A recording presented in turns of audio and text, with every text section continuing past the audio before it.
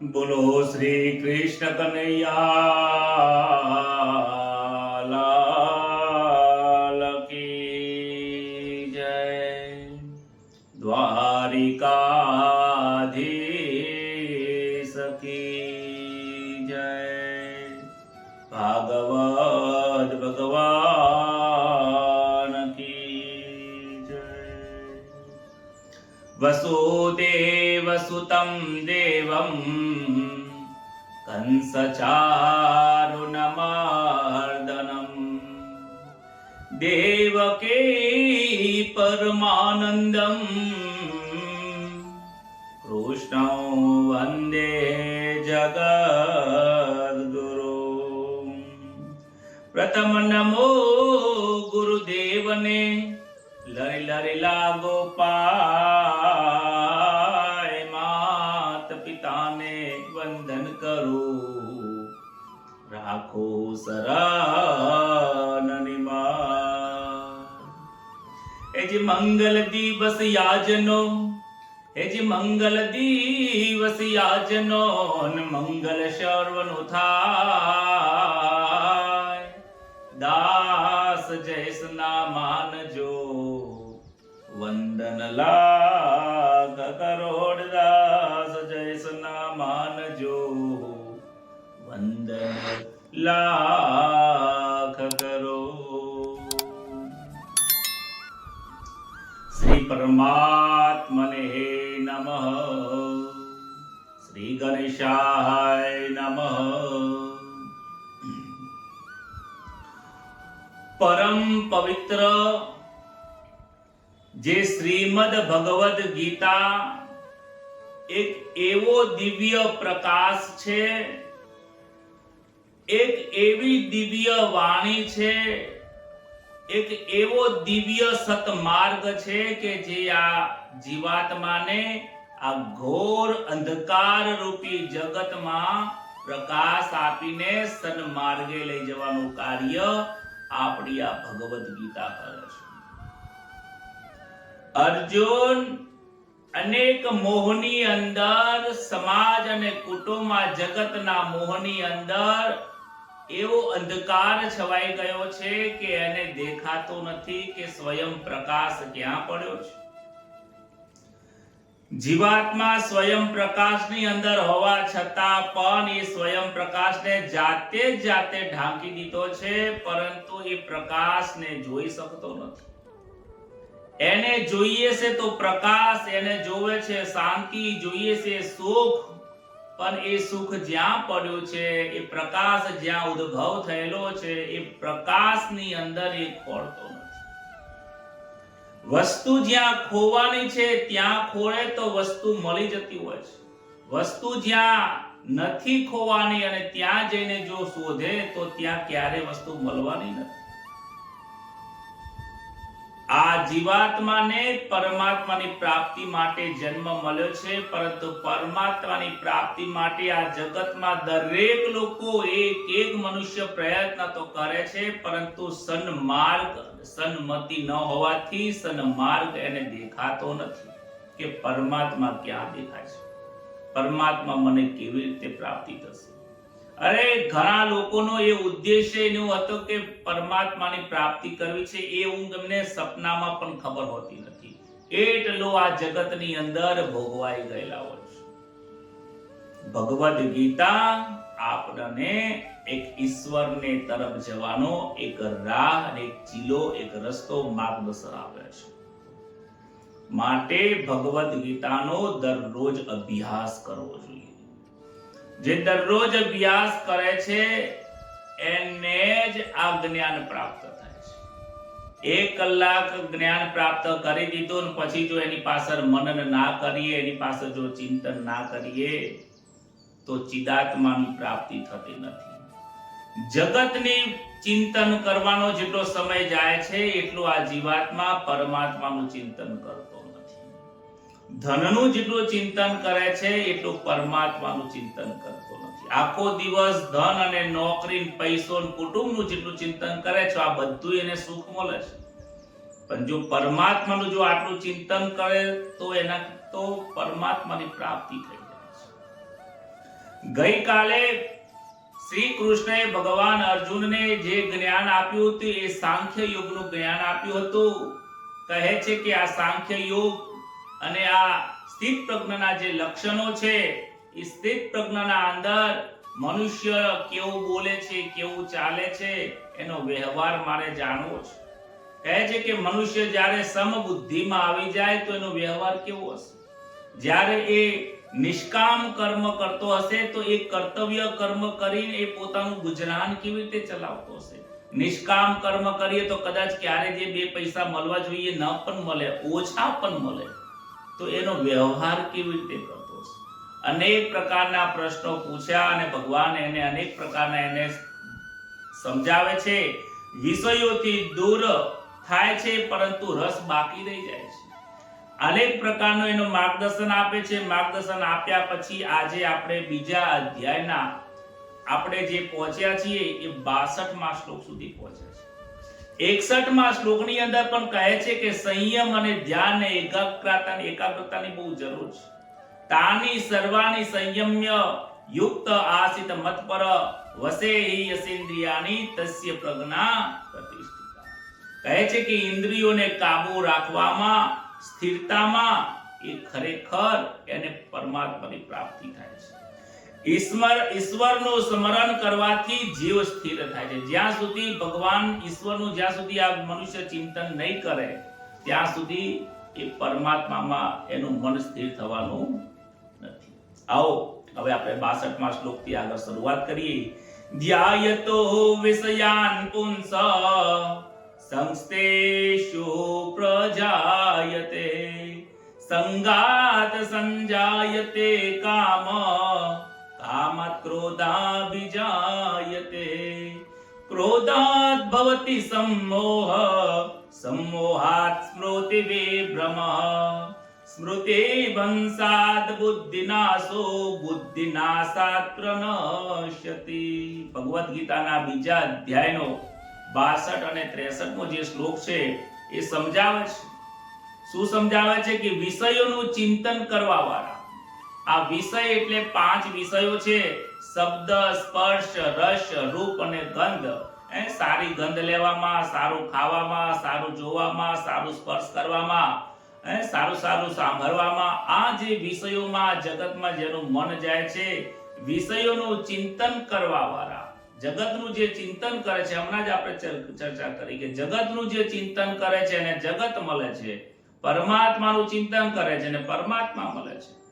તે જે મનુષ્ય વિષયોનું ચિંતન કરવા વાળા મનુષ્યની તે વિષયોમાં આસક્ત પેદા થઈ જાય છે. એની અંદર એ જીવાત્મા એમાં આસક્ત થઈ જાય છે. જે વિષયોમાં આપણું મન જાય એમાં જ આપણી મોહ અને મમતા એની અંદર સંકળાઈ જાય છે. આસક્ત થઈ જવાથી શું થાય છે? જ્યારે મનુષ્ય કોઈ પણ જગતના પદાર્થમાં જ્યારે આસક્ત થઈ જાય, મમતાથી બંધાઈ જાય, ત્યારે કહે છે કે એ મમતાથી બંધાય ત્યારે એની પાસેથી એને કંઈક લેવાની કામનાઓ જ આવે છે. આ આંખ, નાક, કાન, હાથ, પગ અને જે પણ કર્મેન્દ્રિય છે, આ કર્મેન્દ્રિય અને જ્ઞાનેન્દ્રિયથી તમે જે વસ્તુ જોઈ રહ્યા છો, કરી રહ્યા છો, એનાથી મન એ અભિભૂત થાય છે. મન એને ગ્રાહ્ય કરી લે છે. જે વસ્તુ દેખાય છે મન એનું ચિંતન કરે છે. જ્યાં સંભળાય છે, જેવું સંભળાય છે, મન એનું ચિંતન કરે છે. તમે જેનો સ્પર્શ કરો છો એનું ચિંતન કરે છે. કહે છે કે આવું વિષયોનું જે વ્યક્તિ, જે જીવાત્મા ચિંતન કરે છે એનામાં આસક્તિ પેદા થાય છે. એ વસ્તુ પ્રાપ્ત કરવાની ઈચ્છા થાય છે. અને આસક્તિ એ જ કામના છે. આસક્તિથી કામનાઓ પેદા થાય છે અને કામના પેદાથી ક્રોધ થાય છે. ક્રોધથી સંમોહ, સંમોહથી સ્મૃતિ ભ્રષ્ટ થઈ જાય છે અને સ્મૃતિ ભ્રષ્ટ થઈ જવાથી બુદ્ધિનો નાશ થાય છે. અને આ રીતે જ્યારે કોઈ વ્યક્તિનો, કોઈ મનુષ્યની બુદ્ધિ ભ્રષ્ટ થઈ જાય તો એક જ વસ્તુ થાય છે કે મનુષ્યનું પતન થાય છે. એને વિવરણથી જોઈએ કે ધ્યાયતો વિષયાન પુંસ સંગસ્તેષુ પ્રજાયતે. ભગવાન પરાયણ નહીં થવાથી, ચિંતન નહીં થવાથી વિષયોનું ચિંતન થાય છે. આ મનુષ્યને નક્કી જ છે. જો જગતનું ચિંતન કરશે તો ઈશ્વરનું ચિંતન એ ક્યારે નહીં કરી શકે. જે ઈશ્વરનું ચિંતન થાય છે તો એને જગતની ચિંતન થવામાં એનું મન જતું જ નથી. એ ચિંતન કર્યા વગર નહીં જ રહેવાનું.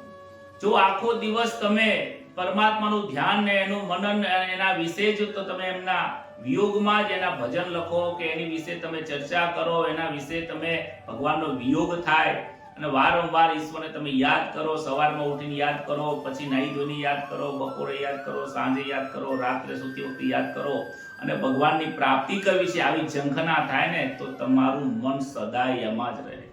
ભલે સદાય ઘરના કામ કરતા હોય, હરતા ફરતા ઘરનું કામ, લઈએ શ્રી ભગવાનનું નામ. હરતા ફરતા કામ તો કરતા જઈએ, પરંતુ લક્ષ્ય ઈશ્વરમાં રાખીએ.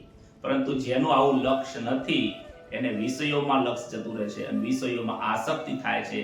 અને આસક્તિ થાય ને તો ત્યાં રાગ અને દ્વેષ રહેલા જ છે. રાગ થાય એટલે શું થાય? કોઈ પણ વસ્તુની તમારે જરૂરિયાત છે કે કોઈ પણ વસ્તુની તમારે આસક્તિ થઈ જાય, કોઈ વસ્તુની તમને કામના થાય, કે પુત્રની કામના થાય, પત્નીની કામના થાય, સુખની થાય, આ જગતમાં પૈસાની કામના થાય, એટલે તમને એ કામના પછી શું બધાય છે? આસક્તિઓ થઈ જાય. આસક્તિ અને કામના બંને એક જેવું જ છે. ભલે તમે આસક્તિ કહો, આસક્તિ એટલે આશા રાખો અને પછી તમે એની કામના કરો કે વસ્તુ મને પ્રાપ્ત થાય. આ કામના અને આસક્તિ એક જેવું જ છે. અને એ કામના જો તમારી અનુકૂળતા પ્રમાણે, તમારા વિચાર પ્રમાણે જો થઈ જાય તો કોઈ વાંધો આવતો નથી, તો તમને એમાં સુખ જેવો અનુભવ થાય છે. પરંતુ એ કામના પૂર્ણ ન થાય તો ત્યાં ગુસ્સો અને ક્રોધ આવી જાય છે. જેવું તમે ધારો છો એવું કાર્ય ના થાય એટલે આ જીવાત્માને મનની અંદર ક્રોધ આવી જાય છે. અને આ ક્રોધ કોઈ એક વસ્તુના કારણે નથી આવતો. અનેક પ્રકારની દરેક કામનાઓની અંદર ક્રોધ આવી જાય છે.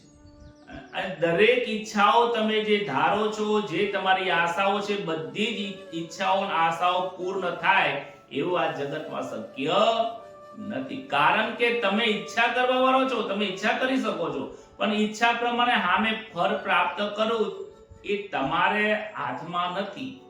કહે છે ને આગળના આપણે જોઈ કે હે અર્જુન, તું કર્મ કર, કર્મ કરવામાં અધિકાર છે, ફળ આપવાની તાકાત તારામાં નથી, એમાં સ્વતંત્રતા નથી. કર્મ કરવામાં સ્વતંત્રતા છે, ફળ લેવામાં સ્વતંત્રતા નથી. એ મારા હાથમાં છે. કોને કેટલું, ક્યારે, કેવા પ્રકારનું, કઈ ક્વોલિટીનું ફળ આપવું એ મારા હાથમાં છે. અને એ બધું આધાર રાખે છે તમારા કર્મોના ભાવ, ક્રિયા, કર્મ, મહેનત ઉપર આધાર રાખે છે.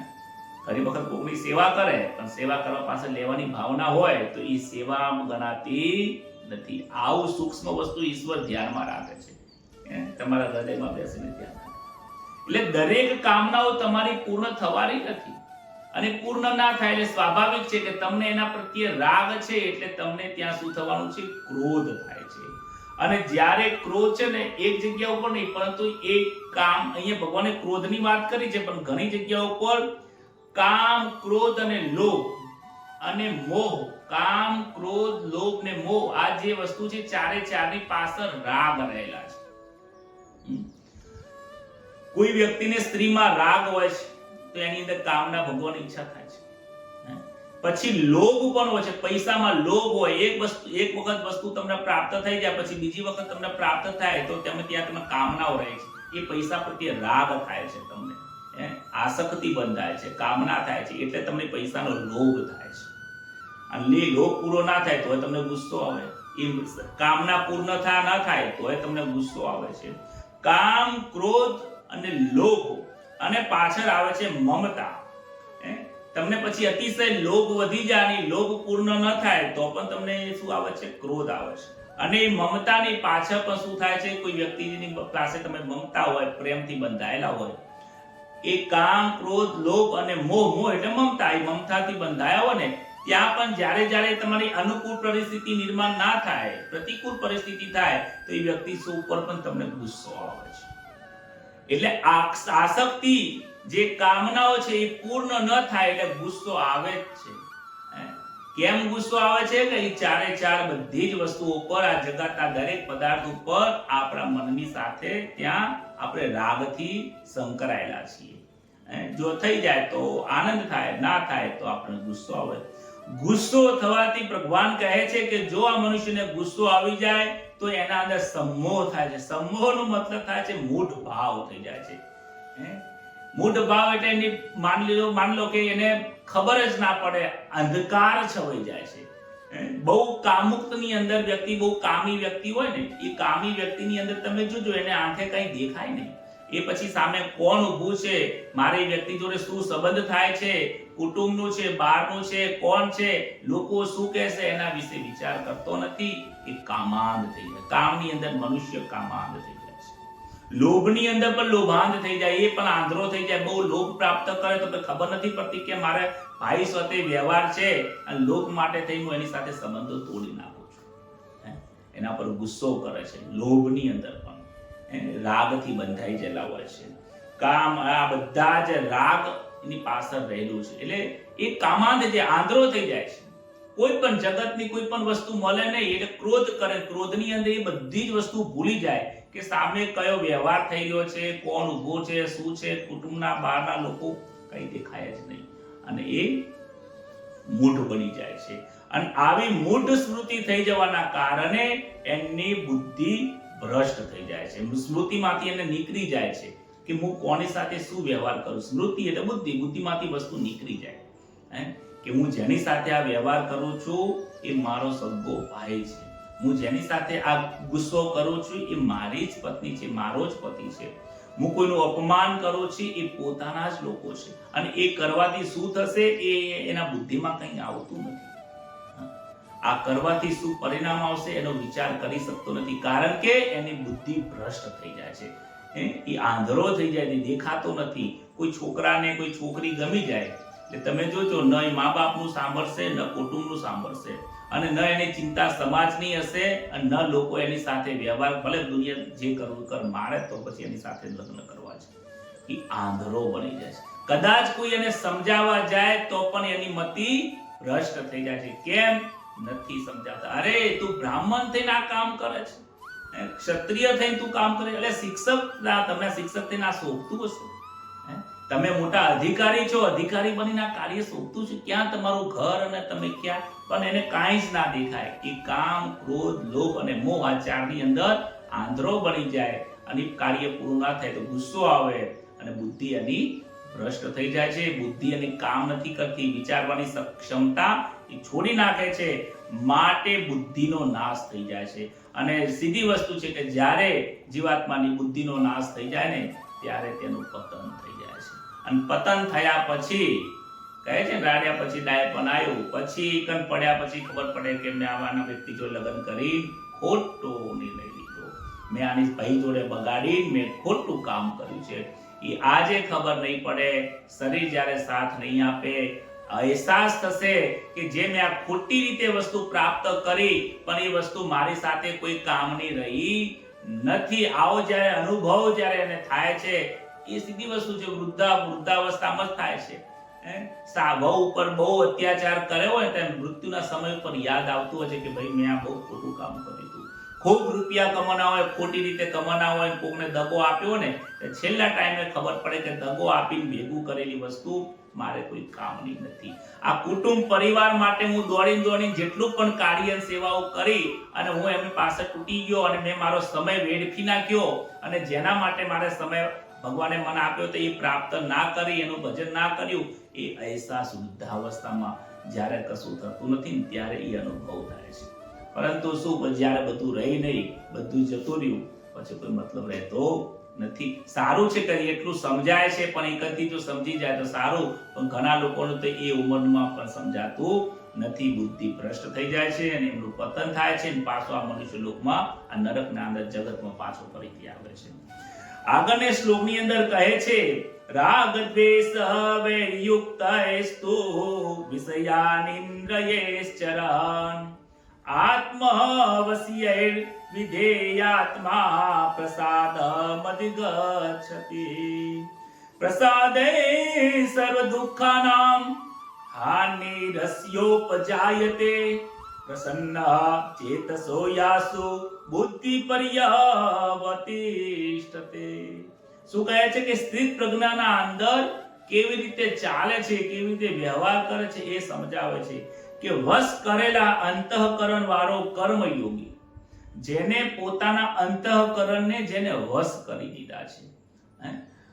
અંતઃકરણ એટલે મન, બુદ્ધિ, ચિત્ત, અહંકાર. આ ચાર વસ્તુને જે વ્યક્તિએ, જે સાધકે, જે કર્મયોગીએ પોતાના વશમાં કરી દીધા. અત્યારે શું છે, આપણે મનના વશમાં છીએ.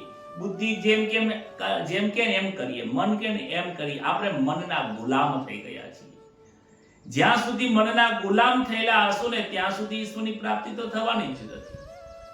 અંતઃકરણ જેને વશ કરેલો છે એવો જે કર્મયોગી સાધક, અને આગળ કહે છે રાગ દ્વેષથી રહિત, જેને વિષયોમાં પોતાના અંતઃકરણને જે વશ તો કરી દીધા છે.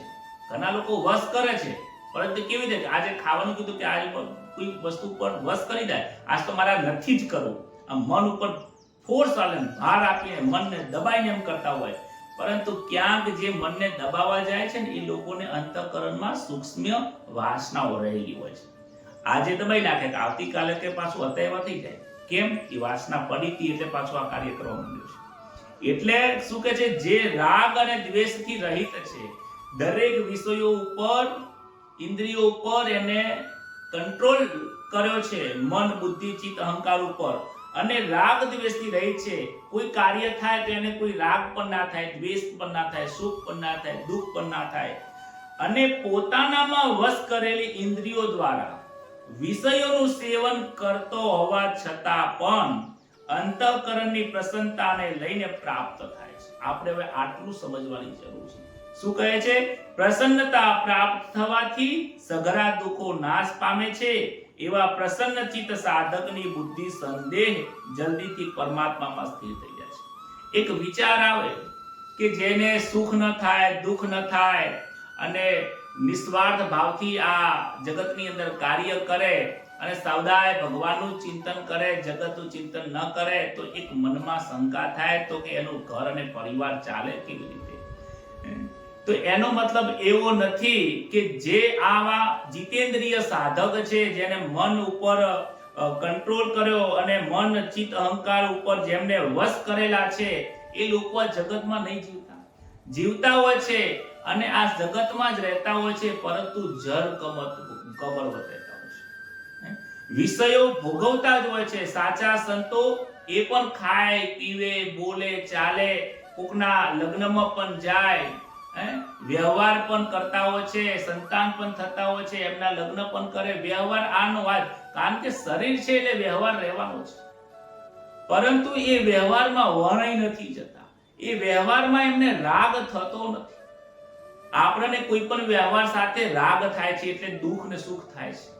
પરંતુ જેને અંતઃકરણ ઉપર જેને જીત મેળવી છે, મન ઉપર અને ઇન્દ્રિય ઉપર જેને જીત મેળવી છે, એવા વ્યક્તિ, જેને રાગ અને દ્વેષ થતો નથી, એવા વ્યક્તિ પોતે પોતાનામાં જ જે વશ કરેલી છે એ ઇન્દ્રિયો દ્વારા જ આ સંસારનું સુખ ભોગવતા હોય છે.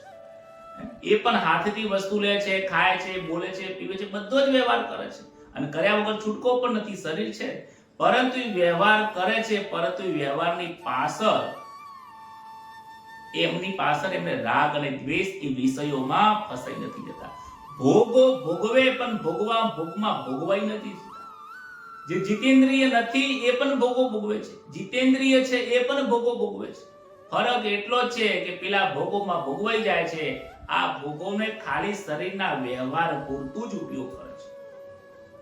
આ જગત એવું વિચાર, એ લોકો એવું વિચારતા હોય છે, સાચા સંતો અને આવા સાધકો એવું વિચારે છે, કર્મયોગી, કે આ જગતમાં જે પણ કઈ વસ્તુ છે બધું સેવા માટે જ છે, મારે સેવા જ કરવાની છે, આ વસ્તુ મારી છે જ નહીં, ઈશ્વરની છે, અને ઈશ્વર માટે જ સેવા કરી દેવાની છે. આ કર્મયોગી લોકોનું થિંકિંગ હોય છે.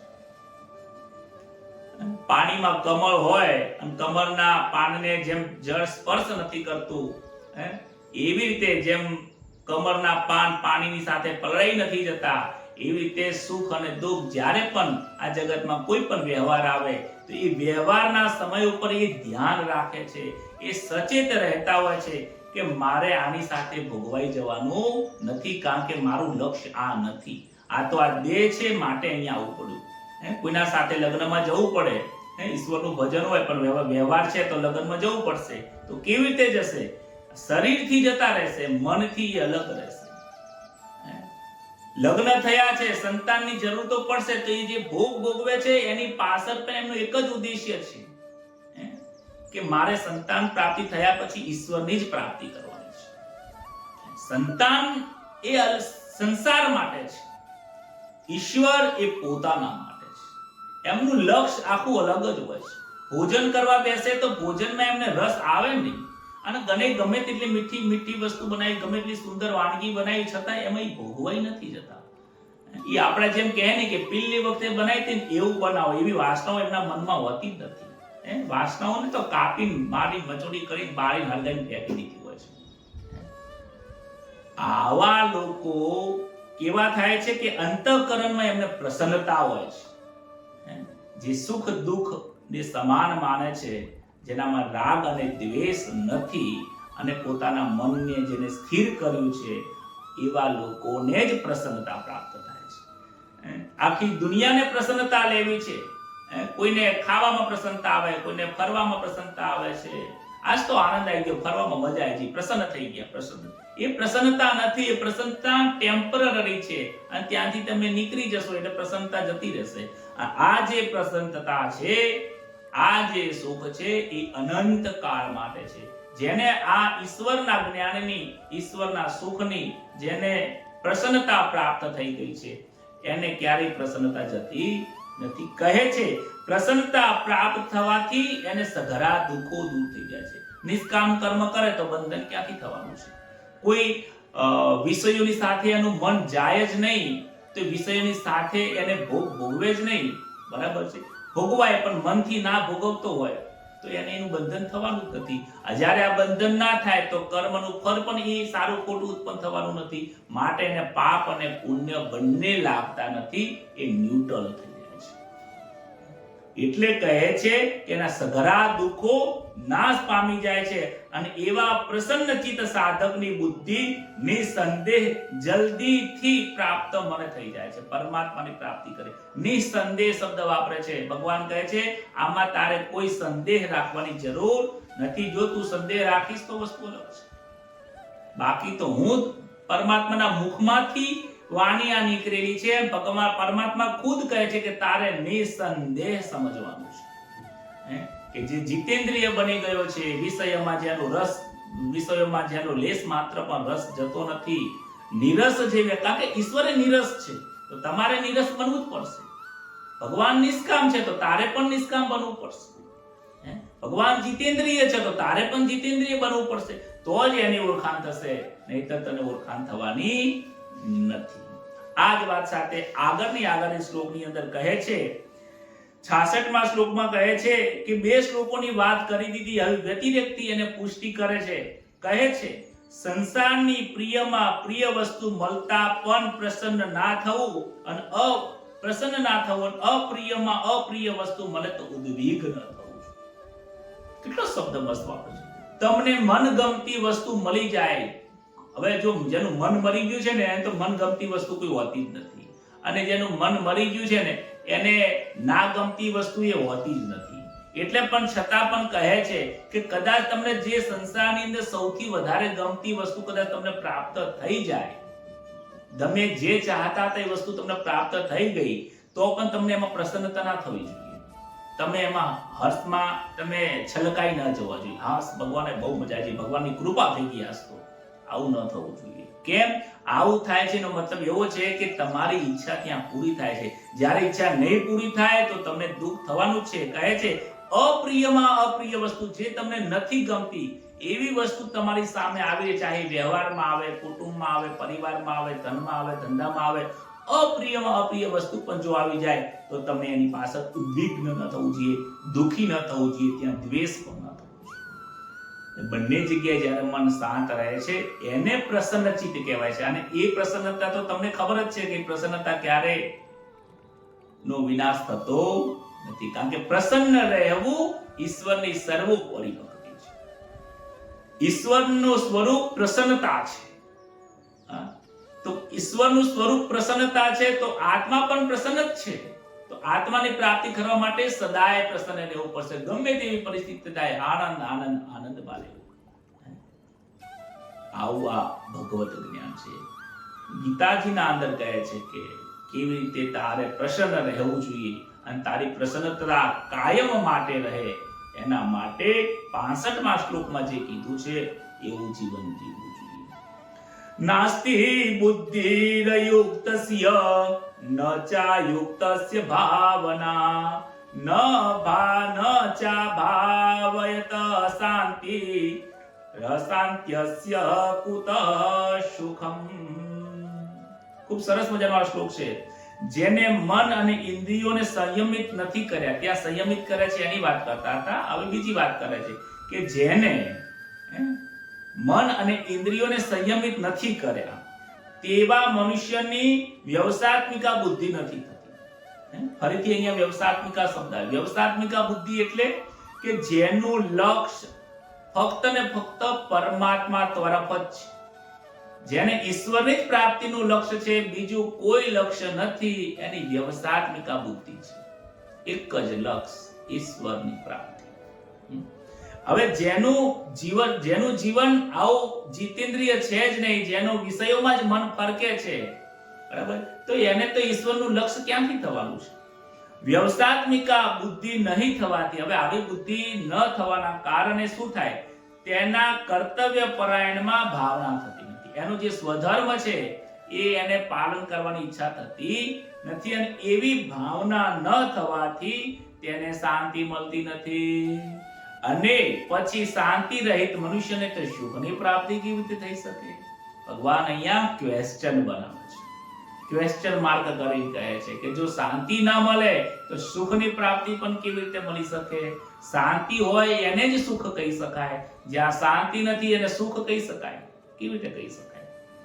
જેનું મન હંમેશા માટે વિષયોમાં જ રમે છે, વારંવાર એને ક્યારેય વિચાર કર્યો જ નથી કે મારે પરમાત્માની પ્રાપ્તિ કરવી છે. અવ્યવસાયિકા જેની બુદ્ધિ છે, વારંવાર જગતમાં પૈસા કમાવા માટે જ એક ધંધામાંથી બીજો, બીજામાંથી ત્રીજો, ઘણા બધા રૂપિયા આવે તો એમાંય વધારે રૂપિયા કરવા માટે હવે વ્યાજમાં 2% 3% વ્યાજ રૂપિયા ફેરવવા, અને 60 વર્ષ 65 વર્ષ સુધી 68 વર્ષ 58 સુધી નોકરી કર્યા પછી હવે એક સામાન્ય સિક્યુરિટીની નોકરી કરવા માટે જતા રહે માણસ.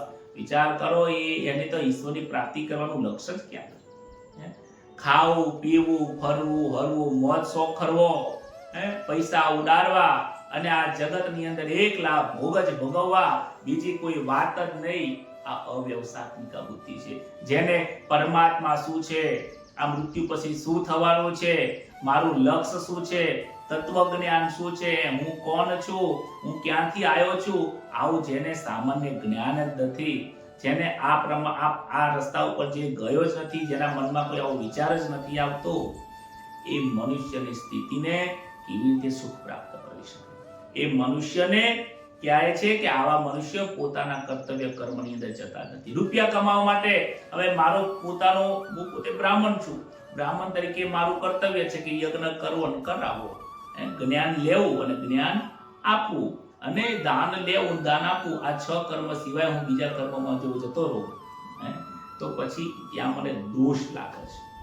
અને એ કર્તવ્ય કર્મ ન કરવાના કારણે બીજા ધર્મની અંદર કાર્ય કરવાથી એ કહે છે કે બીજો ધર્મ પકડવાથી એ પાપ થાય છે, અને એ પાછળ જન્મ મૃત્યુના બંધનમાંથી આવે છે. એટલે આવા ભોગોમાં જેનું મન રહેલું છે એને ઈશ્વરની પ્રાપ્તિ કરવાનું મન જતું નથી.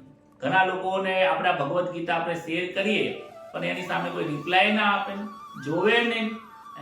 આપણે 17 ને 18 લોકો કેમ અત્યારે છે?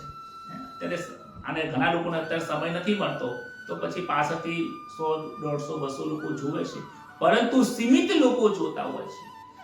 અમને જગતના ભોગોના વિડીયો બનાયેલા હોત તો લાખો વ્યુઅર્સ ત્યાં આવી ગયા હોત. કેમ? લોકોને એમાં રસ છે, જગતને ભોગોમાં રસ છે, અને આવા રસ ધરાવનારા જે લોકો હોય એને ક્યાંથી શાંતિ મળે? કારણ કે શાંતિ એ ઈશ્વરનું સ્વરૂપ છે, આનંદ એ ઈશ્વરનું સ્વરૂપ છે. તું ઈશ્વરના સ્વરૂપના સન્મુખ થઈશ તો તને શાંતિ મળશે. બાકી તો જગતમાં રૂપિયા કમાવાથી શાંતિ મળતી હોત, તો રૂપિયાવાળાના ઘરમાં ક્યારે રોવાનો વારો આવે નહીં. એકલું જ્ઞાન પ્રાપ્ત કરી ભણી કરી મોટા પંડિત બને, મોટા શિક્ષક બને, જ્ઞાન અર્જિત કરીને જો શાંતિ મળતી હોય તો એવા પંડિતો ને એવા શિક્ષકોના ઘરમાં રોવાનો વારો ન આવતો હોય. મોટા મોટા બંગલાની અંદર એસી ચાલુ કરીને સફેદ ગાદી બિછાઈ અને સુતા આનંદ કરવાની જે એ ભોગ જે છે, એ ભોગની અંદર જો સુખ અને જો આનંદ ખરેખર પ્રસન્નતા રહેલી હોત તો એ બેડ ઉપર ક્યારે રોવાનો વારો ન આવતો હોત. મોગી મોગી ગાડીઓની અંદર ફરવામાં જો આનંદ રહેલો હોત તો એ એક્સિડન્ટ થવાથી એની પાછળ રડવાનો વારો ન આવતો. આનાથી સાબિત થાય છે, ભગવદ ગીતા અને ડોંગરીજી મહારાજ એમની કથામાં કહે છે કે આ જગતના કોઈ પણ પદાર્થમાં સુખ નથી. તો સુખ ક્યાં છે? વ્યવસાત્મિકા બુદ્ધિ. જેની બુદ્ધિ વ્યવસાત્મિકા છે, પરમાત્માનું જેનું લક્ષ્ય છે, હે અર્જુન, શાંતિ તને ત્યાં પ્રાપ્ત થશે, સુખ પણ તેને ત્યાં જ પ્રાપ્ત થશે. અવ્યક્ત પુરુષની બુદ્ધિ એક નિશ્ચયવાળી શા માટે હોય છે? એનું કારણ પણ કહે છે, ઇન્દ્રિયાનામ હિ ચરતામ યન્મનો નો વિધીયતે તદસ્ય હરતિ પ્રજ્ઞામ વાયુર્નાવમિવાંબસી. ખૂબ સરસ મજાની વાત કરે છે. પોતાના વિષયની અંદર સમજજો આ શ્લોકને. પોતાના વિષયમાં વિચરતી ઇન્દ્રિયોમાંથી એક ઇન્દ્રિય જે મનને પોતાનું અનુગામી બનાવી લે છે, તે એકલું મન જળમાં નાવની માફક, વાયુની માફક બુદ્ધિને હરી લે છે. આ શ્લોક જલ્દીથી સમજાશે નહીં, પરંતુ એની પાછળ થોડી મહેનત અને મનન કરીએ તો આપણને બહુ સરળતાથી સમજાશે. કહે છે, ઇન્દ્રિયાનામ હિ ચરતામ યન મનોનો વિધીયતે. પોતે પોતાના વિષયોની અંદર 5 વિષય મેં તમને કયા: ખાવું, પીવું, બોલવું, ચાલવું, સાંભળવું, સ્પર્શ કરવું, શબ્દ, સ્પર્શ, રસ, રૂપ, ગંધ. એ 5 વિષયોમાં પોતાનામાં વિચરતી ઇન્દ્રિયો. હવે સાંભળવું ગમે છે તો શ્રવણ એ જ્ઞાનેન્દ્રિય છે, કાન એ કર્મેન્દ્રિય છે, સાંભળવાની ક્રિયા કરી રહી છે, આંખ જોવાની ક્રિયા કરી રહી છે, નાક સૂંઘવાની ક્રિયા કરે છે, હાથ સ્પર્શ કરવાની, ચામડીને સ્પર્શ કરવાની ક્રિયા કરે છે, ઉપસ્થ છે ને ગુદા છે એ કચરો બહાર કાઢવાનું કાર્ય કરી રહી છે. 5 કર્મેન્દ્રિય, 5 જ્ઞાનેન્દ્રિય અને 5 વિષયો છે. એટલે 10 ઇન્દ્રિય અને 5 વિષયો, છઠ્ઠું એક મન. વિચાર કરજો, પોતાના વિષયમાં વિચરતી ઇન્દ્રિયો માંથી એક ઇન્દ્રિય જે મનને પોતાનું અનુગામી બનાવી નાખે છે. હવે ઉદાહરણ પ્રમાણે જોઈએ કે આંખ એ જોવાનું એક સાધન છે. આંખથી કોઈક વસ્તુ આપણે જોઈ લીધી અને જોવાથી આંખ શું કરે છે? એ મન દ્વારા, મન એ આંખ દ્વારા એ પોતાની અંદર લઈ લે છે. આંખ સાધન છે જોવાનું, આંખ જોઈ નથી શકતી, પણ મન આંખથી જે વસ્તુ દેખાય છે તે મન એ ઈચ્છા કરીને પોતાની તરફ અનુગામી કરીને બુદ્ધિમાં એના ઘર કરી દે છે. કેમેરો લઈને બેઠા હોય તો બધી બાજુ ફેરવીએ, જ્યાં સારું દેખાય ને આપણે જે મનગમતું ટક ક્લિક કરીએ એટલે સીધું આલ્બમમાં આવી જાય. આવી આ પ્રક્રિયા થાય છે. આંખથી જોવાનું સાધન છે. મનને જે વસ્તુ ગમી જાય એ વસ્તુ પર હાથ મૂકીને વસ્તુ પોતાના બુદ્ધિમાં મૂકી દે છે અને અનુગામી બનાવી લે છે. અને તે એકલું મન પછી શું કરે છે? એ વ્યવહાર કરે છે. જો સારી વસ્તુ પ્રાપ્ત મનથી કરી દે તો પછી સારી વસ્તુ બુદ્ધિમાં બેસી જાય. જો ખરાબ વસ્તુને જોવે તો ખરાબ વસ્તુ સાંભળી દે. હવે ચાહે જોવાની ઇન્દ્રિય હોય, આંખ હોય, કાન હોય, સાંભળેલી વસ્તુ મન દ્વારા બુદ્ધિમાં અનુગ્રહ કરે, અનુગામી બનાવી દે, પોતાના એના જેવી બનાવી નાખે છે. તમે જોજો, મોબાઈલમાં જે વસ્તુ તમે જોશો ને તો ગૂગલ વાળો તમને એવી જ વસ્તુ સામે બતાવશે. તમે ખાવાના વિડીયો જોશો ને, ભોજનના વિડીયો જોશો ને કે રસોઈ કેવી રીતે બનાવી, તો ગૂગલ વાળાને ખબર પડી જશે કે તમને આમાં રસ છે તો તમને એ જ વસ્તુ બતાવશે. તમે કોઈ વાંચવા માટે કોઈ વસ્તુ, તમે ભાગવત ગીતાને વારંવાર સર્ચ કરશો તો ભાગવત ગીતાના તમે તમારો જેમાં રસ છે એ જ વસ્તુ ગૂગલ વાળો બતાવશે. અહીંયા પણ એવું જ થશે. દ્રષ્ટિ બધે જ પડશે, પણ તમારા મનના અંદર જે વિષયોમાં જે રસ પડેલો છે તમારું મન ત્યાં જઈને જ ઉભું રહેશે. ભોજન સમારંભ મોટી 40-50 વાનગીઓ પડી હોય પણ પકોડી હશે ને ત્યાં બધાનું મન જતું રહેશે. અને જે મીઠાઈ હશે ને ત્યાં ઓછું લાડવા પડે છે ને ચોખ્ખા ઘીના લાડવા પડ્યા ત્યાં કોઈ અડશે નહીં. અને જ્યાં પાતરા પડ્યા હશે બીજું ન જાણે છે મને તો નામે નહીં આવડતા કેટલાય નામ હોય છે બધા જ્યાં બધી વસ્તુઓ પડી હોય તો એની અંદર લોકો હોય. લોકો વાતો કરે પકોડી તો બહુ લાઈન છે થોડી વાર રહી જઈએ હો. ના લાઈનમાં ઉભા રહો ને તો બીજા આવશે તો આપણે વારો નહીં આવે. લોકો બોલો કેટલો રસ છે, કેટલો રસ છે. આ રસ જોવાથી તમારા મનમાં ઘર કરી જાય છે અને એ પાછું વારંવાર ત્યાં જવાનો પ્રયત્ન કરે છે. કહે છે કે જ્યારે સાધક કાર્યક્ષેત્રમાં બધી જાતનો વ્યવહાર કરે છે ત્યારે ઇન્દ્રિયો પોતપોતાના વિષયમાં આવી જાય છે. જ્યારે તમે કોઈ પણ વિષયમાં જાઓ, જ્યારે ભોજન સમારંભમાં જાઓ તો ત્યાં તમારું મન જતું રહે. પછી 5 બૈરા બેસીને વાતો કરતા હોય તો સાંભળવાની ઇન્દ્રિય ત્યાં જતી રહે. અને જો તમને ગમતી વાત થાય તો તમે એ વાતમાં જોડાઈને પાછા તડાકા મારવાની ચાલુ કરી નાખો. કોઈ જોવામાં તમને રસ હોય તો કોઈ પણ વસ્તુ જોતા જોતા તમને ગમે તો ઊભા રહેશો, તમે એ વસ્તુ વધારે જોશો.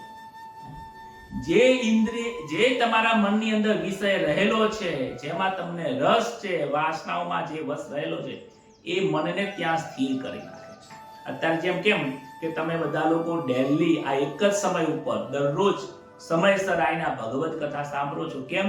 તમારા મનની અંદર જે વાસના છે એ ભગવદ ગીતાનું જ્ઞાન અર્જિત કરવાની વાસના છે. સદવાસના અને અસદવાસના બે હોય છે. જેને ભગવાનની પ્રાપ્તિ કરવા માટે પ્રયત્ન કરે છે ને સદવાસના કહેવાય છે. એ તો હોવી જ જોઈએ. અને અસદવાસના જે છે એ જગતના પદાર્થોનું ચિંતન કરે છે. જે ઇન્દ્રિયો પોતાના વિષયમાં રાગ થઈ જાય છે, પછી એને એમાં ઇન્ટરેસ્ટ જાગે છે, એના પ્રત્યે રાગ થઈ જાય છે, તે ઇન્દ્રિય મનને પોતાનું અનુગામી બનાવી દે છે. જેમાં તમને રાગ થઈ જાય એ પછી ઇન્દ્રિય એના મનની અંદર ઘર કરે. એટલે તો આપણે કહીએ છીએ કે પહેલા તમારા ઘેર આવ્યો તો ને એ જે દાળ ઢોકળી બનાવી હતી એવી જ બનાવજો. એ સ્ટોરેજમાં પડ્યું છે, આજે પાછું આવીને તમને કંઈ કહે છે એવું બનાવો. આપણે ત્યાં ફરવા ગયા હતા ને ફરીથી ત્યાં ફરવા જઈએ. કેમ? એ વાસના મનની અંદર ઘર કરી ગઈ છે. અનુગામીને તમે બીજા શબ્દોમાં કહી શકો કે મનની અંદર ઘર કરી નાખે છે. પણ મન ઘર ક્યાં કરીને મૂકી દે છે? એ સ્ટોરેજ કરીને મૂકી દે છે બુદ્ધિમાં. એટલે કહે છે સ્થિત બુદ્ધિ વાળો થઈ જતો.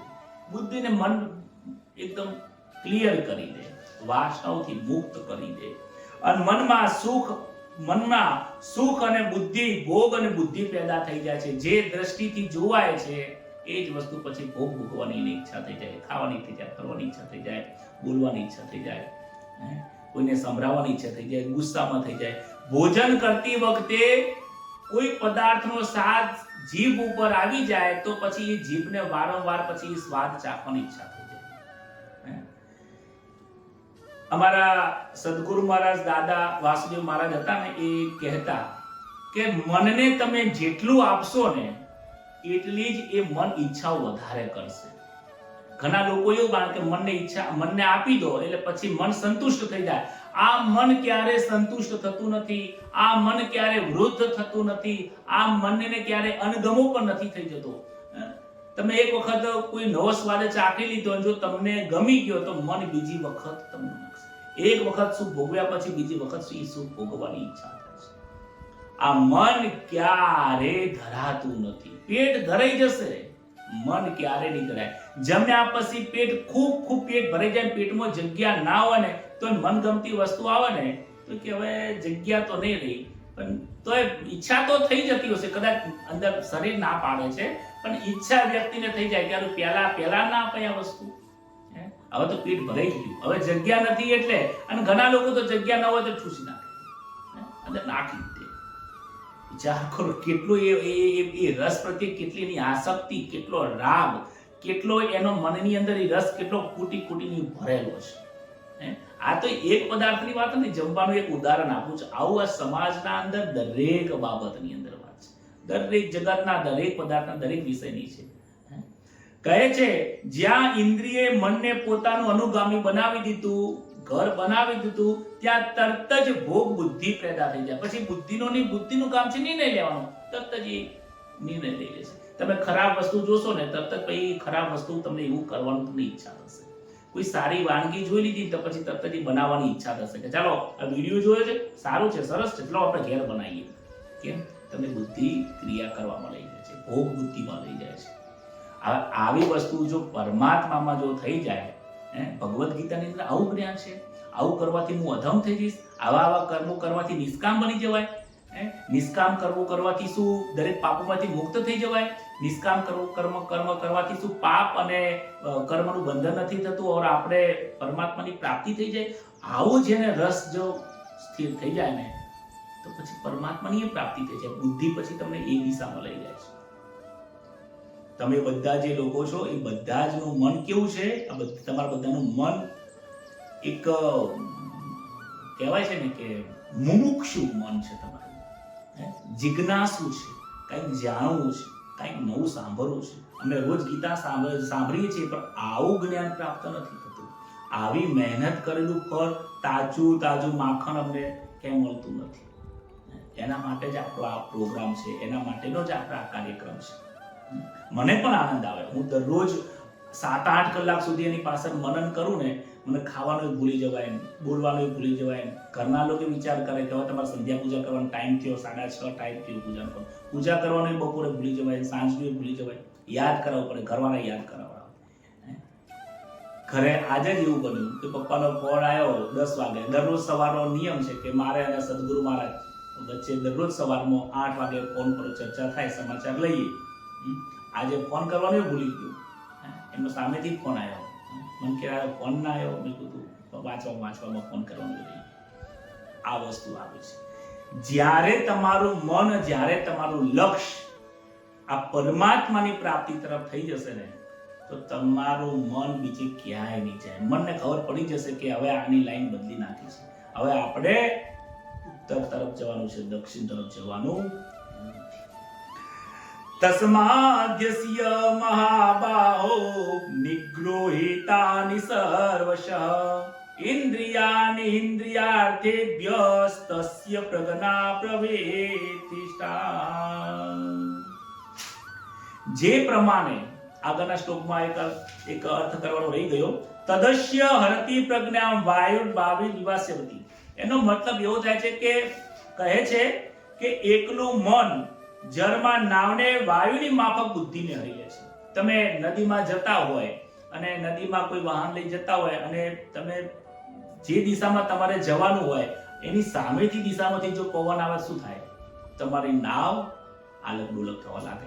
અને જે દિશામાં જવું હોય સામેથી પવન આવે ને તો પાછું થાય, તમારે પાછી પડે નાવ. જ્યાં જવું હોય ત્યાં જઈ ના શકો. આ જગતના વિષયો પણ આપણને એવું કરાવે છે, અનેક જગ્યાઓ ઉપર લઈ જાય છે, વિષયના ભોગોમાં લઈ જાય છે. આ જગતના જે ભોગ છે એ આપણને એક વાયુની તરફ કામ કરે છે, વિરુદ્ધ દિશામાં લઈ જાય છે. આ જીવાત્માને પરમાત્મા તરફ નહીં પરંતુ બીજી દિશામાં લઈ જાય છે.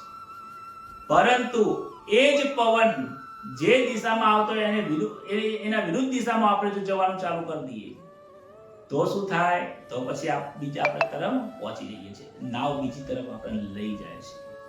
માટે આ વાયુ રૂપી આ વાયુ જે છે આ સાધક વ્યવસ્થાત્મક બુદ્ધિમાં નૌકા રૂપી આરૂઢ થઈ જાય છે. મન એ વાયુ છે.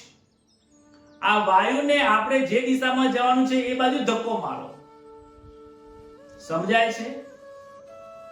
જે દિશામાં આપણે જવું હોય એ દિશામાં જો ધક્કો વાગે નાવને તો એ નાવ સહેલાઈથી જતી રહેશે. પણ જે દિશામાં જવું છે એ દિશામાં નહીં, એની વિરુદ્ધ દિશામાં પવન આવે તો જઈ ના શકાય, કાં તો ડૂબી પણ જાય ના. એવી રીતે મન રૂપી વાયુને એવું એ દિશામાં પવન આલો જ્યાં તમારે જવું છે. જગતમાં જવું તો જગતના ભોગો તરફ મનને લઈ જાઓ. ઈશ્વર તરફ જવું છે તો ઈશ્વર તરફનો તમારે મનનો વેગ આપવો જ પડશે. મનનો વેગ ઈશ્વર તરફ જો નહીં આપો તો નાવનું આ ત્યાં નહીં પહોંચે. કેવી રીતે વેગ આપવાનો? એના મનના વિચારોથી આપો, સદવિચારોથી આપો. શરૂઆત સદવિચારોથી થાય છે. આ સદવિચારો ઉપર જેમ તમને વિચાર આવ્યો કે મારે ભગવદ ગીતા સાંભળવી છે, વિચાર પછી આવશે મનન, શ્રવણ પછી મનન. એની પાછળ વિચાર કર્યા પછી મનન કરો. ભગવદ ગીતામાં શું આવ્યું હતું? સાંખ્ય યોગમાં શું આવ્યું? કર્મ ઉપર શું આવ્યું? આજે નાવ કીધી, આ પવન કીધું, કોને કીધું? પવનને કીધું છે, મનને પવન કીધો છે. એને ફોર્સ આપવાનો છે તો આપણે હવે ફોર્સ આપીશું, વધારે સમય ફાળવીશું, વધારે સમયનું વાંચન કરીશું, વધારે મનન કરીશું, વારંવાર આ ભગવદ ગીતાને સાંભળીશું એટલે ભૂલી ન જવાય, મનની અંદર ઘર કરી જાય વસ્તુ. તરત જ સહેલાઈથી સુગમથી એ વસ્તુ પ્રાપ્ત થઈ જાય છે. 68મા શ્લોકની અંદર કહે છે તસ્માદ્યસ્ય મહાબાહો ગૃહિતાની સર્વસહ. એટલે કહે છે કે એટલા માટે હે મહાબાહો, જેની મનુષ્યની ઇન્દ્રિયો અને ઇન્દ્રિયોના વિષયમાં સર્વથા નિગૃહિત થઈ જાય છે તેની બુદ્ધિ સ્થિર થઈ જાય છે. જે ઇન્દ્રિયોને સંયમમાં રાખે તો તેની બુદ્ધિ સ્થિર થઈ જાય છે. મનની ઉપર સ્થિરતાની બહુ જરૂરિયાત છે, વિષયો ઉપરની સ્થિરતાની બહુ જરૂરિયાત છે. આપણે બધા કોણ છીએ? સાધક છીએ. આપણને અત્યારે બધામાં ઈચ્છા થાય છે, ખાવાની ઈચ્છા થાય, ફરવાની ઈચ્છા થાય, મોજ શોખની ઈચ્છા થાય. તમને કે પણ છે પણ કે ભાઈ આવતા ઉનાળામાં આપણે પ્લાનિંગ કરીએ છીએ, તમે આવશો ફરવા માટે? ત્યાં આપણે વિચાર કરવાનો છે, મારું લક્ષ્ય ફરવામાં, જગતને ફરવામાં છે કે મારું લક્ષ્ય ઈશ્વર જોડે ફરવા જવામાં છે? મહેનત ત્યાં કરવાની છે. મન જે વિચાર કરે એ વિચાર ઉપર ઉભા રહો. બુદ્ધિને નિર્ણય લીધા પહેલા ઉભા રહો અને એની પહેલા પણ થોડો વિચાર કરો કે મનને ક્યાં મોકલવાનું છે. વ્યવસાયિકા કે અવ્યવસાયિકા, ઈશ્વર કે જગત, ક્યાં જવું છે લક્ષ્ય ફિક્સ કરી નાખો અને પછી સંયમ લાવી દો. અચલા ભક્તિ કીધી છે, અચળ બની જાઓ. ધ્રુવ બની ગયા હતા ને, એ અચર હતા, એમની વાત ઉપર સ્થિર થઈ ગયા હતા. નારદજી ધ્રુવજીને આઈને ખૂબ સમજાવે છે કે ભાઈ તારો બાળક છે, તું નાનો છે, તું ક્યાં ભક્તિ કરવા માટે નીકળી ગયો છે? તમે તો રાજા બનાવ્યો, તારા પપ્પાને સમજાવું કે તમે રાજા બનાવી કે ના, મારે તો ઈશ્વરના ગોદમાં જઈને બેસવું છે. જે ગોદમાં બેઠા પછી કોઈ માતાની ગોદમાં બેસવાની જરૂર પડે નહીં. ધ્રુવ અચલ ભક્તિ છે. અહીંયા પણ એ કહે છે કે તમે સ્થિરતા લાવી દો, બુદ્ધિને તમે સ્થિર કરી દો. દરેક ઇન્દ્રિયોને વિષયોના સુખની અંદર તમે એને સંયમથી સ્થિર કરો એટલે તમારી બુદ્ધિ ત્યાં સ્થિર થઈ જાય છે. કહે છે કે સાધકે દ્રઢતાથી નિશ્ચય કરી લેવો જોઈએ. અહીં એ જ વાત આવી કે દ્રઢતાથી નિશ્ચય કરી લેવો જોઈએ કે મારું લક્ષ્ય પરમાત્મા પ્રાપ્તિ કરવાનું છે. એ જ વાત અહીંયા આવી છે. અને ભોગવવાનો, સંગ્રહ કરવાનો આ મારું લક્ષ્ય નથી. માટે સાવધાની પૂર્વક નિરંતર દરેક જગતના વ્યવહાર કરતા કરતા તમારે ત્યાં સંયમ રાખીને ચાલશો તો તમારી બુદ્ધિ ધીમે ધીમે ત્યાં શું થઈ જશે? સ્થિર થઈ જશે. પછી કાંઈ કરવાની જરૂર નહીં પડે. યાની સા સર્વભૂતાનામ તસ્યામ જાગૃતિ સંયમે યસ્યામ જાગૃતિ ભૂતાને સાને સા પશ્યતો મુને. કહે છે સગળા મનુષ્યની જે રાત્રિ છે બહુ સમજવા જેવું છે. તેમાં સંયમી પુરુષો જાગતા હોય છે, સંયમી પુરુષો જાગતા હોય છે. અને જેમાં સાધારણ મનુષ્ય જાગે છે તે તત્વને જાણવા વાળાઓની મુનિની દ્રષ્ટિમાં રાત્રિ હોય છે. બહુ રાત્રિ અને આ દિવસ સમજવાનું છે. આ રાત અને દિવસ, આ શ્લોક જ્યારે કોઈ લોકો વાંચે ત્યારે એવું લાગે કે આ દિવસ છે, અત્યારે રાત્રિ છે અને આવતીકાલે પાછો દિવસ થશે. આ એ દિવસ અને આ રાત્રિની વાત નથી કરી. કહે છે કે જેની ઇન્દ્રિયો મનમાં વશ નથી, જેનું મન સદાય જગતમાં જ રહેલું છે, જે પરમાત્માથી વિમુખ થયેલા જીવાત્માઓ છે, જેને દૂર દૂર સુધી પરમાત્માની પ્રાપ્તિ કરવાનું લક્ષ્ય જ નથી અને આ સુખદ સંસારના ભોગવાનું લક્ષ્ય છે, એ મનુષ્ય માટે પરમાત્મા શું કહે છે? એમના માટે આ બધા સુતેલા જ છે, રાત્રિ છે.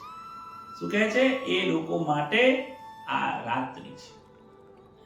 જે જગતને ભોગવે છે એમના માટે રાત્રિ છે.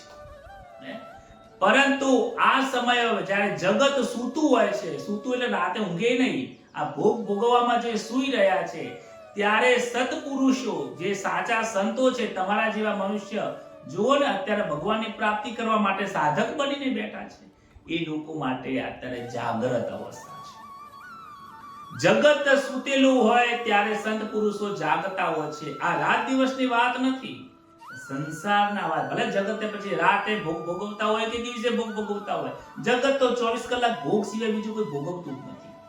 અને સદપુરુષો, સાચા સંતો, સાચા કર્મયોગી અને સાધકો ક્યારે પણ જગતમાં ભોગ ભોગવવા હોવા છતાં પણ એ એમના જેવું જ કાર્ય કરવા હોવા છતાં પણ મનથી નથી કરતા, વ્યવહાર પૂરતું જ કરતા હોય છે. માટે જાગૃત અવસ્થામાં છે, કારણ કે એમને ખબર છે this is not right way, આ બરાબર માર્ગ નથી.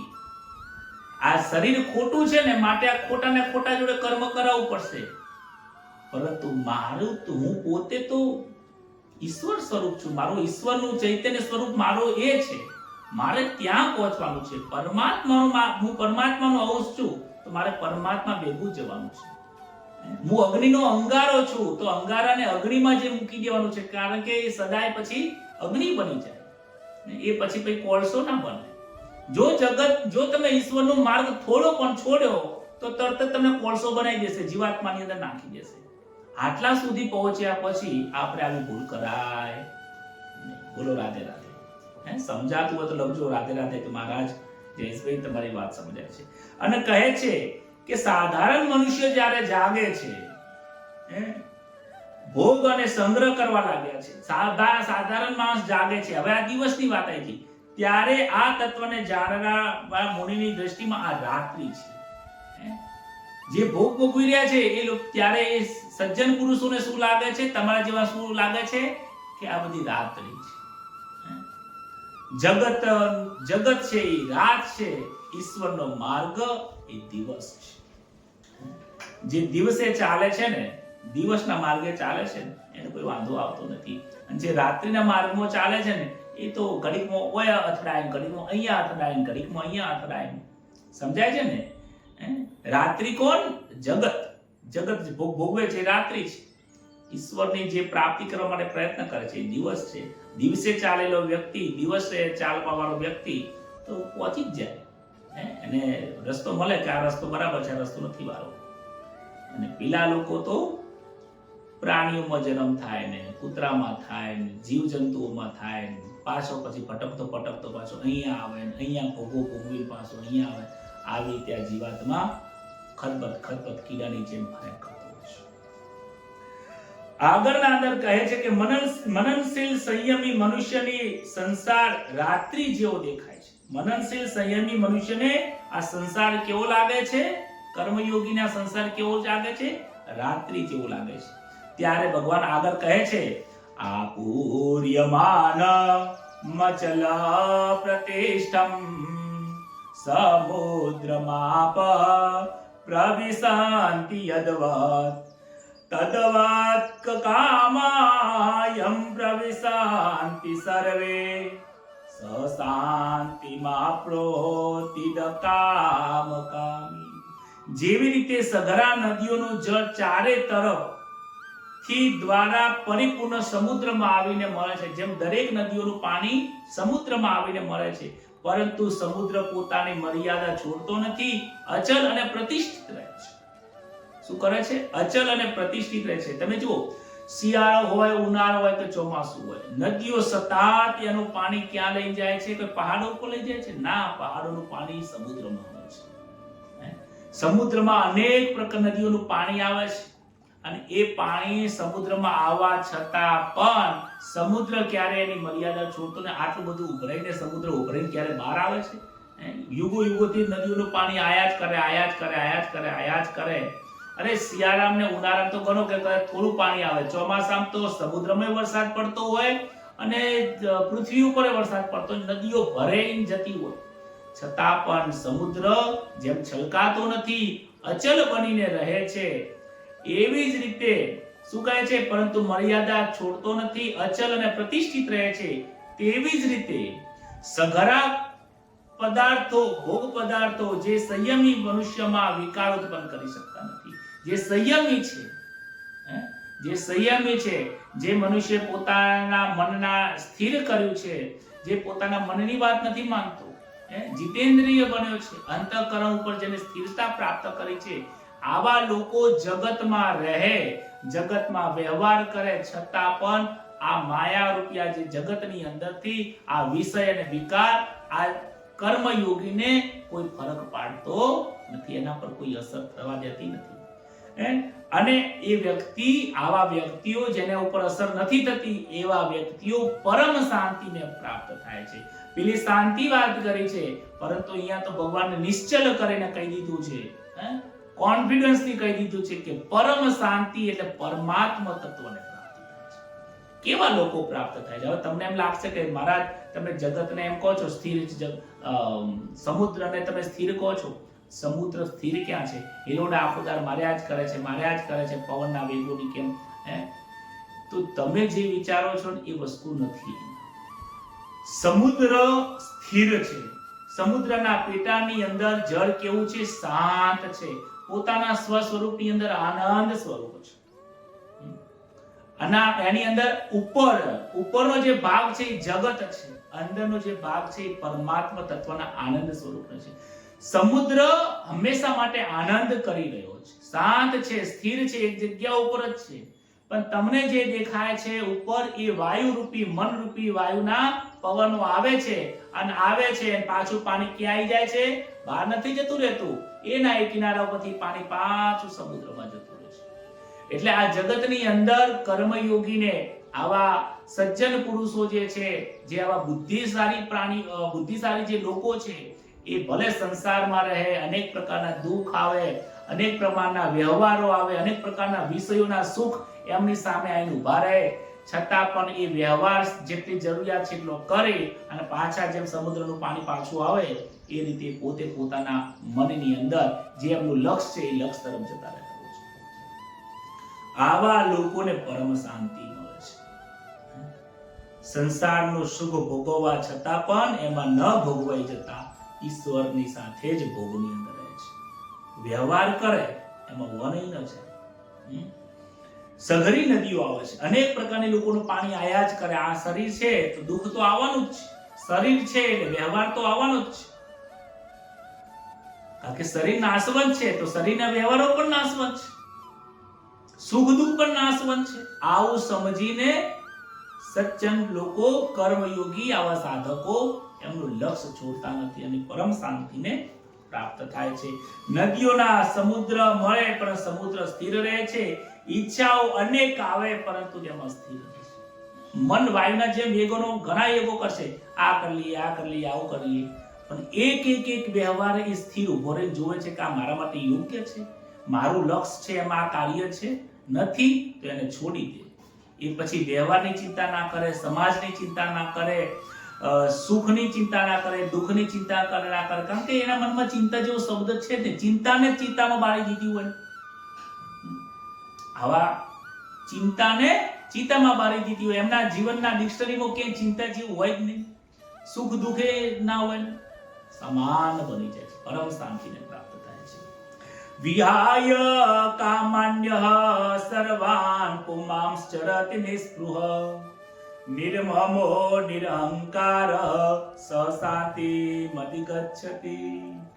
કહે છે કે જે મનુષ્ય સઘળી કામનાઓનો ત્યાગ કરીને નિર્મમ, નિરહંકાર અને નિસ્પૃહ થઈને વિચરે છે તે શાંતિને પ્રાપ્ત થાય છે. અહીં ભગવાન કહે છે શાંતિ એટલે શાંતિને પ્રાપ્ત થાય. શાંતિ મળે છે એની વાત કરી. ભગવાન આગળ કહ્યું કે શાંતિ એને શાંતિની પ્રાપ્તિ થાય છે. પછી ભગવાને કહ્યું પરમ શાંતિને પ્રાપ્ત થાય છે. અહીંયા પણ ભગવાન કહે છે કે એ પરમ શાંતિને પ્રાપ્ત થાય છે. મતલબ જે શાંતિ સ્વરૂપ પરમાત્મા છે એને મળી જાય છે, એની ઓળખાણ થઈ જાય, આત્માની ઓળખાણ થઈ જાય છે. કોને થાય છે? કે જે મનુષ્યની સઘળી કામનાઓ, બધું આવી ગયું, સઘળી કામનાઓનો ત્યાગ કરી દે છે, છોડી દે છે અને નિર્મમ બની જાય છે. નિર્મમ એટલે મમતા વિહીન બની જાય છે. કોઈ પણ કાર્યની અંદર એને મમતા ન રહે. કારણ કે મમતા હોય ત્યાં રાગ આવી જાય. રાગ આવે તો પછી દ્વેષ તો આવેલો જ છે. રાગ ને દ્વેષ આવે પાછું સુખ ને દુઃખ, માન સન્માન, અપમાન ને નિંદા સ્તુતિ ને આ બધું આવી જાય. એટલે પહેલા મમતા થવા જ ના દે. મમતા થાય તો આસક્તિ બંધાય ને. આસક્તિ થાય તો આગળ કામ, ક્રોધ, લોભ આ બધું ચાલુ થઈ જાય, જે આપણે આગળ જોઈ ગયા. એ મમતા થવા જ ના દે. નિર્મમ બની જાય છે, મમતા વિહીન થઈ જાય છે. નિરઅહંકારી, અહીંયા થોડી મમતા વિહીન, મમતા રાખ્યા વગર જીવન તો જીવે, પરંતુ થોડો સૂક્ષ્મ અહંકાર હોય કે જો મને કોઈ એવો મમતા થતી નથી, મને કોઈ સામે રાગ નથી, કોઈને દ્વેષ નથી, બધા કોઈ મિત્ર નથી, કોઈ શત્રુ નથી. આવો લેશ માત્ર અહંકાર પણ ના હોય એટલે નિરહંકારી બની જાય, અહંકાર રહિત થઈ જાય. એટલે મમતા પણ ના હોય ને અહંકાર પણ ના હોય અને નિસ્પૃહ બની જાય, જન કમળવત થઈ જાય. સ્પર્શ થાય ને તો પણ ખબર ના પડે, એને કોઈ અડે ને તોય ખબર ના પડે. એવા કોણ હતા? જનક રાજા હતા, વિદેહી કહેવાતા હતા. એ આનું મોટામાં મોટું ઉદાહરણ છે. જનક રાજા એક વખત પોતાના શયન કક્ષની અંદર સૂઈ રહ્યા હતા, આરામ કરી રહ્યા હતા, અને આરામ કરતા કરતા એમની બાજુમાં એમના પત્ની ચરણની સેવા કરી રહ્યા હતા, અને ચરણની સેવા કરતા કરતા બંને જણે વાર્તાલાપ કરતા, અને એ વાર્તાલાપની અંદર સત્સંગની અંદર એમનો હાથ ક્યાં જતો રહ્યો? બાજુમાં એક દીવો ચાલુ હતો, એ દીવા ઉપર પડી ગયો. એક પોતાનો હાથ દીવા ઉપર પડી ગયો અને આખો હાથ દીવાની અંદર બળી રહ્યો છે. તો એમને એ અહેસાસ નથી થતો કે મારો હાથ બળી રહ્યો છે. અને આ તો બાજુમાં એક સૈનિક જોઈ ગયો કે મહારાજ તમારો હાથ બળી રહ્યો છે. ત્યારે એમનો હાથ સાઈડમાં મૂકે છે. મહારાજને કોઈ ખબર પડી નથી. એ પોતાના નિજ મસ્તીની અંદર આનંદ કરતા હતા. શરીર એનો હાથ ગમે ત્યારે વ્યવહાર કરી નાખ્યો, એનો હાથ થોડો હલી ગયો એટલે કદાચ આ બાજુ દીવો હતો, દીવામાં પડ્યો, પરંતુ એને સ્પર્શ થયો, એ દુઃખનો સ્પર્શ નથી થયો, અહેસાસ નથી થયો.